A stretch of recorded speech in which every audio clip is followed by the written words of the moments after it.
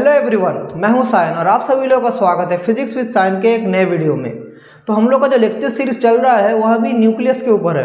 मैंने दोनों video upload किया हूं जिसमें न्यूक्लियस स्ट्रक्चर, उसके बाद मास डिफेक्ट, बाइंडिंग एनर्जी और न्यूक्लियस का जो बेसिक जो हम लोग को जानना चाहिए जिसके बाद हम लोग रेडियो एक्टिविटी में जा सके, वो सब कुछ के बारे में हमने डिस्कस कर लिया है।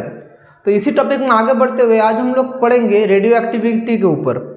आज का ये लेक्चर बहुत ही इंटरेस्टिंग होने वाला है क्योंकि आज हम लोग पढ़ेंगे रेडियो एक्टिविटी। बहुत ही एक इंटरेस्टिंग फिनोमेना है और इसका एप्लीकेशन भी हर जगह है। मतलब इसका जो एप्लीकेशन है वो इतने जगह है कि infinite number of possibility radio activity का एप्लीकेशन। और ये बहुत इंपॉर्टेंट टॉपिक है आपके बोर्ड्स और एंट्रेंस एग्जाम के लिए, क्योंकि बहुत सारे क्वेश्चन यहाँ से बोर्ड्स में आते हैं। उसके बाद एंट्रेंस में जेई हो, नीट हो और जो भी मतलब आप क्लास 12 के बाद जितना भी एंट्रेंस एग्जाम देंगे इसमें से प्रॉब्लम्स आएगा ही आएगा। तो इस टॉपिक के बारे में कुछ डिस्कशन कर लेते हैं। और बहुत स्टूडेंट्स इस टॉपिक को अवॉइड करते हैं, लेकिन ये टॉपिक बहुत ही इजी टॉपिक है। थोड़ा आप अगर समझ जाएंगे तो एकदम इजीली, कुछ पढ़ने का जरूरत भी नहीं, एक बार दिमाग में घुसा लीजिएगा, एग्जाम में पूरा एकदम फाड़ के आ जाइएगा। तो चलिए शुरू करते हैं। तो सबसे पहले रेडियो एक्टिविटी शुरू करने से पहले हमें समझना पड़ेगा व्हाट इज रेडियो एक्टिविटी। तो व्हाट इज रेडियो एक्टिविटी ये हम लोग को जानना पड़ेगा। व्हाट इज रेडियो एक्टिविटी, तो इसका सबसे पहले एक आंसर जान के रखिए। रेडियो एक्टिविटी एक न्यूक्लियर फेनोमेना है। अब क्या चीज़ है, क्या है, उसके बारे में मैं आ रहा हूँ, लेकिन सबसे पहले ये जान लीजिए रेडियो एक्टिविटी एक न्यूक्लियर फेनोमेना है, ये जान के रख दीजिए। अभी हम लोग का जो एटमॉस्फेयर है, हम लोग का जो नेचर है, इसमें कितना एलिमेंट्स है? इसमें है 1500 एलिमेंट्स। हम लोग के जो नेचर है, नेचर में 1500 एलिमेंट्स प्रेजेंट। लेकिन एक इंटरेस्टिंग बात है, जानते हैं इसमें से कितना एलिमेंट स्टेबल है? इनमें से ओनली 260 एलिमेंट्स आर स्टेबल। तो हम लोग का नेचर में जो 1500 एलिमेंट है उसमें सिर्फ 260 एलिमेंट स्टेबल है। बाकी सब एलिमेंट क्या है? बाकी सब एलिमेंट है अनस्टेबल। तो इसी अनस्टेबिलिटी के बारे में आज हम लोग डिस्कस करेंगे। इस अनस्टेबिलिटी के बारे में आज हम लोग पढ़ेंगे। इसमें देखेंगे कैसे होता है, कैसे स्टेबिलिटी होता है, ये रेडियो एक्टिविटी में आज हम लोग देखेंगे। तो देखिए, जो ये 260 एलिमेंट्स तो स्टेबल हो गया, लेकिन बाकी का जो 1500 माइनस 260 एलिमेंट है वो समथिंग 1240 समथिंग होगा। इतना एलिमेंट्स है। इतना एलिमेंट्स जो अनस्टेबल है, अनस्टेबल, ये स्टेबल कैसे होता है? How does it become stable? हम लोग आज ये जानना पड़ेगा। जो इतना सौ एलिमेंट्स है, 1240 से माइनस कर देख लीजिए कैसे स्टेबल होता है। ये स्टेबल होता है by radioactive emission. This is stable. जो हम लोग का जो रेस्ट जो एलिमेंट्स है वो बिकम्स स्टेबल बाय क्या? By radioactive emission, by radioactive emission. Radioactive emission के बदौलत ये स्टेबल होते हैं। अब रेडियो एक्टिव एमिशन कैसा है? रेडियो एक्टिव एमिशन होता कि ये है कि जो हम लोग का जो अनस्टेबल एलिमेंट है, जो हम लोग का जो अनस्टेबल एलिमेंट है वो क्या करेगा? अल्फा और बीटा एमिशन करेगा। अल्फा एमिशन और बीटा एमिशन, और उसके साथ क्या होगा? Gamma electromagnetic radiation. Gamma electromagnetic radiation ये एमिट करेगा। ये एमिट करने के वजह से वो क्या होगा? वो अनस्टेबल एलिमेंट क्या हो जाएगा? स्टेबल एलिमेंट हो जाएगा। तो this is the process of radio activity. हम लोग रेडियो एक्टिविटी में यही पढ़ेंगे, alpha decay, beta decay, gamma emission. उसके बाद हम लोग रेडियो एक्टिविटी फेनोमेना कैसा होता है। तो ये बेसिक स्ट्रक्चर है, आपको नॉलेज मैंने दिया कि इस चैप्टर के अंदर हम लोग क्या पढ़ेंगे रेडियो एक्टिविटी के अंदर। तो हम लोग का क्या क्या पढ़ना पड़ेगा? Alpha emission, beta emission, gamma emission. लेकिन सबसे पहले who first discover radio activity, ये क्वेश्चन बहुत इंपॉर्टेंट है। रेडियो एक्टिविटी किसने डिस्कवर किया था? हु फर्स्ट डिस्कवर्ड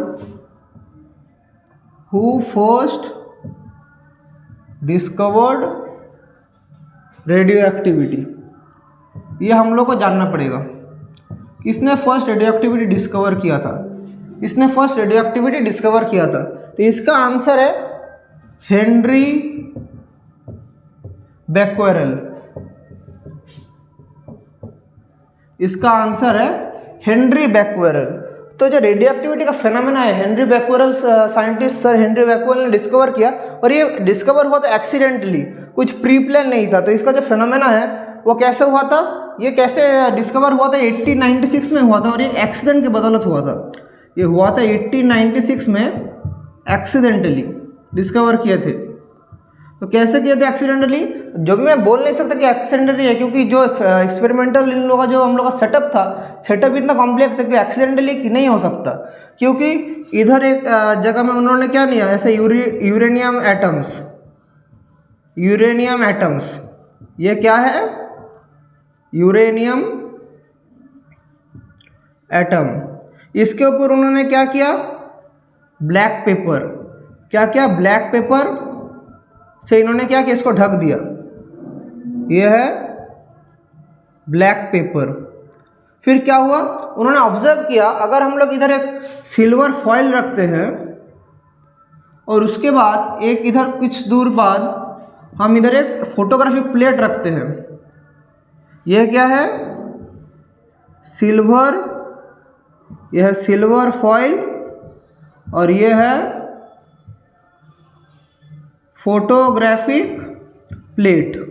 तो उन्होंने क्या ऑब्जर्व किया, हम लोग कैसे जानते हैं, अगर यूरेनियम एटम अगर नॉर्मली हम लोग अगर कवर करके रखे ब्लैक पेपर के अंदर, तो उसके अंदर से तो कुछ फिनोमेना कुछ इजेक्ट होने का तो बात तो नहीं है, उधर तो ये स्टेबल हो जाएगा। मतलब इसका इफेक्ट तो सिल्वर फॉइल फोटोग्राफिक प्लेट के ऊपर पड़ना तो कंपलसरी नहीं है। लेकिन हम लोग का हेनरी बैक्वेरेल ने क्या देखा, हेनरी बैक्वेरेल ने देखा जब हम लोग का यूरेनियम एटम है, यहाँ से कुछ ऐसे रेडिएशन निकल रहा है जो ब्लैक पेपर को क्रॉस करके फोटोग्राफिक प्लेट में जाता है, सिल्वर फॉइल को भी पास करके, यहाँ सिल्वर फॉइल को पास करके फोटोग्राफिक प्लेट में एक इंप्रेशन छोड़ता है। मतलब यूरेनियम में कुछ तो ऐसा बात है, कुछ तो ऐसी चीज़ है जो कि एक ब्लैक पेपर को भी पेनिट्रेट कर सकता है, एक सिल्वर फॉइल को भी पेनिट्रेट कर सकता है, उसके डायरेक्ट फोटोग्राफिक प्लेट में जाके लग सकता है। तो this is the phenomena of radio activity, जिसको हेनरी बैक्वेरेल ने सबसे पहले डिस्कवर किया था। उन्होंने ऐसा फेनोमेना दिया था, इसको नाम दिया था रेडियो एक्टिविटी।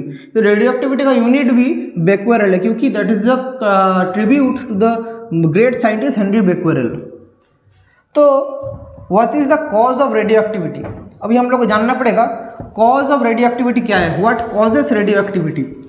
ये कुछ बेसिक चीज़ है जो कि आप लोग को जानना चाहिए, लेकिन आप अगर बेसिक चीज़ नहीं जानते तो किसी भी जगह इंटरव्यू में जाएंगे, दो चीज़ पूछेगा, आप बोल नहीं पाएंगे, बोलेगा आपको इतना एडवांस नॉलेज है लेकिन बेसिक चीज़ आप बोल नहीं पा रहे। इसलिए मैं बेसिक चीज़ों को सब पहले क्लियर कर देता हूँ। What is the cause of radio activity, इसका जो मेन कॉज है वो है NP रेशियो, N/P रेशियो। अब मैं ग्राफ प्लॉट करूंगा, उसके बारे में आप ज़्यादा जान पाएंगे। N/P क्या है, number of neutrons, number of protons, P is number of protons, N is number of neutrons. तो इसके लिए मैं ग्राफ ड्राइंग कर रहा हूं। देखिए, अगर मैं ग्राफ प्लॉट करूं, यहां पर है number of neutrons, this side number of protons. Camera में आ रहा है जो वाला ग्राफ, मैं चेक कर लेता हूँ कैमरा में ग्राफ, हाँ कैमरा में ग्राफ आ रहा है। तो देखिए, यह है नंबर ऑफ न्यूट्रॉन्स, यह है नंबर ऑफ प्रोटॉन्स। ये जो लाइन है, ये लाइन है n is equal to z, मतलब ये लाइन में neutron number n is neutron number is equal to atomic number, atomic number means number of protons. ये जो लाइन है इसमें न्यूट्रॉन नंबर और प्रोटॉन नंबर सेम है। तो इस लाइन बराबर हम लोग देखते हैं कि, लेकिन ऐसा हम लोग अगर ग्राफ प्लॉट करें, ये है 10, 10,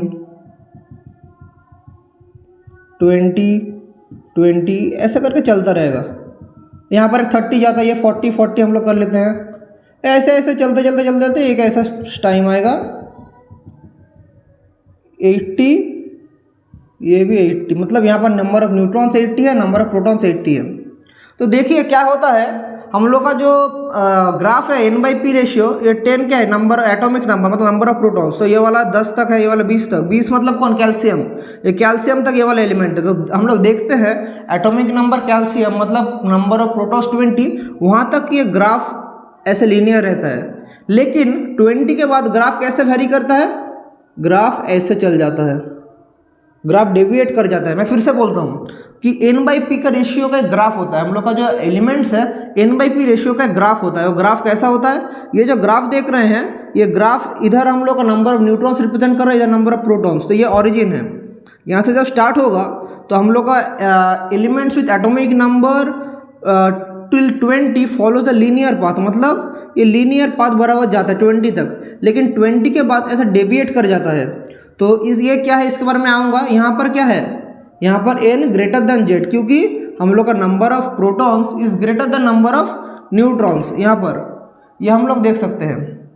तो कैसे होता है, मैं फिर से लिखता हूँ। तो देखिए, for z less than equals to 20 n nearly equals to p, मतलब number of protons nearly equals to number of neutrons nearly equals to number of protons.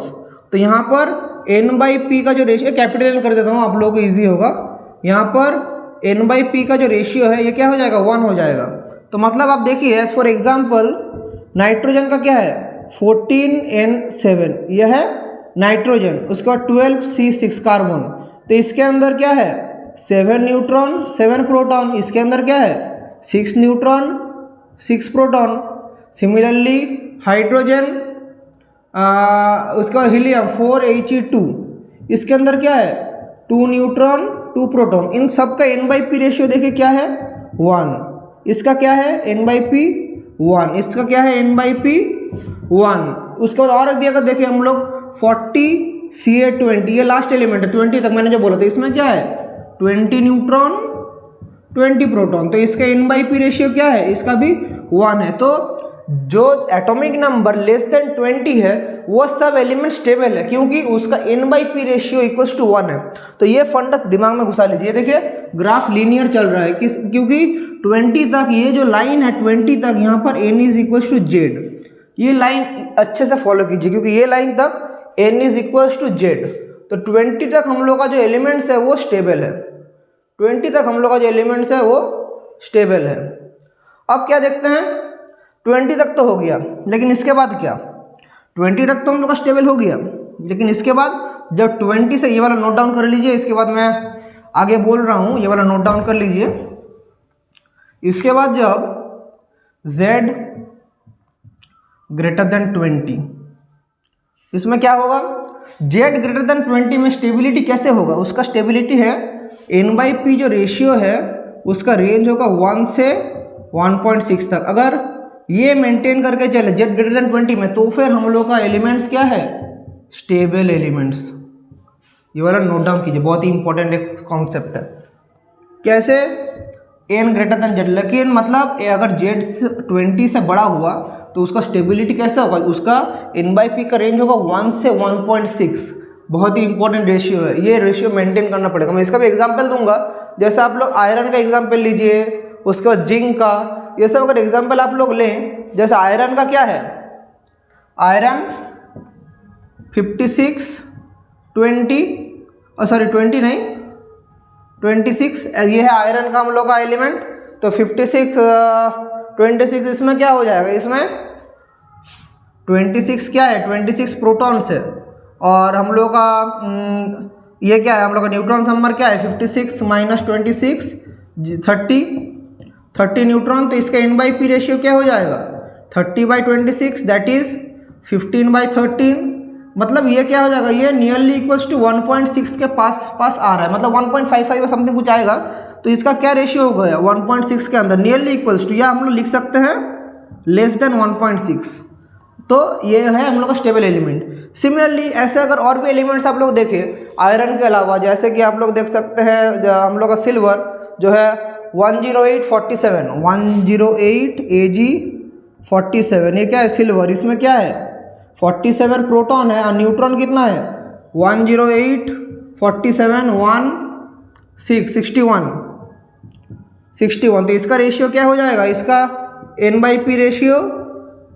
n/p ratio इसका हो जाएगा, ये है हम लोग का प्रोटॉन, ये है न्यूट्रॉन, ये है 61/47, ये भी 1.6 से लेस है। तो ये भी स्टेबल है, मतलब 1.6 से अगर लेस हुआ तो फिर वो सब कुछ मतलब 1.6 या 1 के अंदर का जो रेंज है उसमें जो रहेगा वो सब कुछ z ग्रेटर देन 20 में स्टेबल रहेगा।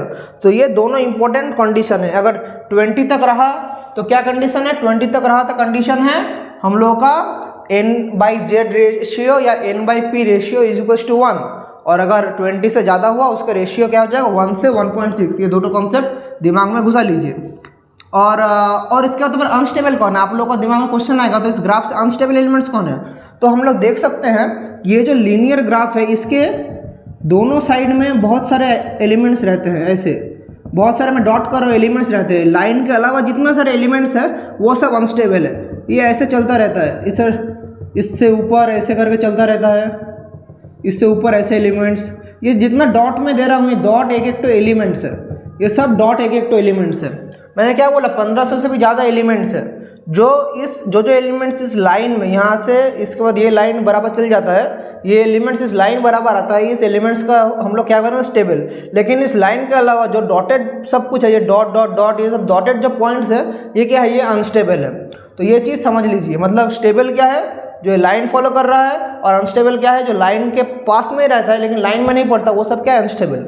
तो इस वीडियो में कुछ मैंने बेसिक कॉन्सेप्ट के बारे में मैंने बात किया, क्या क्या रेडियो एक्टिविटी का कॉज, उसके बाद जो ग्राफिकल फिनोमेना।